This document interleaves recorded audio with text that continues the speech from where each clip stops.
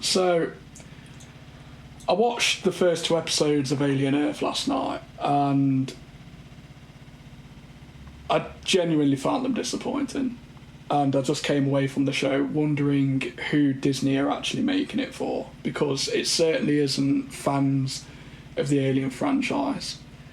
When you look at the Alien franchise, you think of chest-bursting terror, acid-blooded aliens, and Sigourney Weaver being more badass than a flamethrower in a xenomorph nursery. And the show just does none of that. It's like someone fed the original script into a blender and added a dash of teen drama.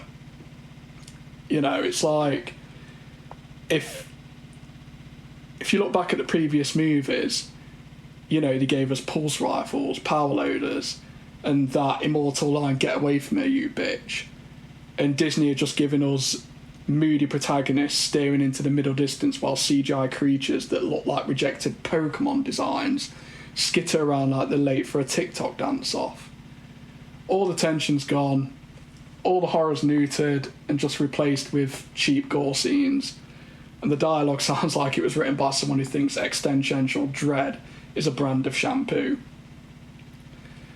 If you haven't watched it yet, I'll give you a brief rundown of the plot. Excuse me. So, a ship crashes on Earth, which is now run by 5 mega corporations because apparently democracy got chest bursted somewhere between Alien Resurrection and your last Amazon purchase. Weyland-Yutani is still kicking around like that one ex who just won't stop texting you at 2 a.m. with the "you up" vibes. Except now they own half the planet and probably your soul.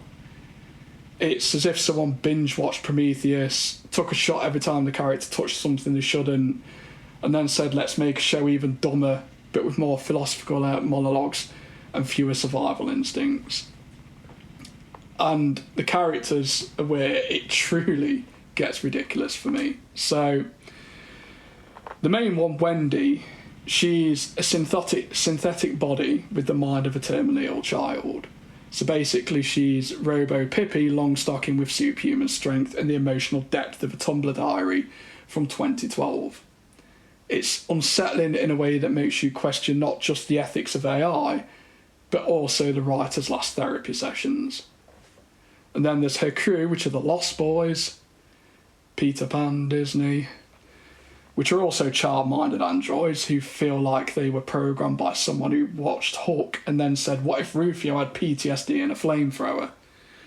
They stumble through the plot like a malfunctioning Roomba in a haunted house. You know, I keep waiting for one of them to offer a Xenomorph a friendship bracelet or ask if it wanted to join their Minecraft server. And one of them, and this is the bit that really gets me, one of them is supposed to be a 6-year-old, so a 6-year-old mind in a synthetic body. And the reason it gets to me a lot is because I have a 6-year-old. And if I decided to give my 6-year-old superhuman strength, and then, I don't know, for example, said, come on, finish your dinner, let's just say I'd be probably renaming the dining room the Crater. And if I then said, oh, get on the naughty step, time out, you know, the whole structure of my ass had probably come into question. So it's like, how can Disney expect us to buy this shit?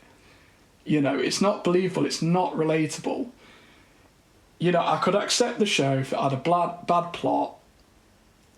You know, the cast isn't great, but at least the script is relatable in some way. But none of it is. None of it's relatable. How can you, in your 30s, relate to a 6-year-old trapped in an adult's body? And then there's the villain, who's called Boy Cavalier. Yep, that's his name. He sounds like a failed indie band frontman who insists vinyl sounds better and drinks oat milk exclusively. He's a trillionaire CEO with the charisma of soiled underwear and the wardrobe of a Bond villain who shops at Urban Outfitters. He's supposed to be the commentary on corporate greed, but it's about as subtle as a chest burster at a baby shower. The show wants to be deep, like Blade Runner deep, but ends up feeling like a TED talk given by someone who just discovered Marxism on And it's just, again, it's just not presented in a believable way.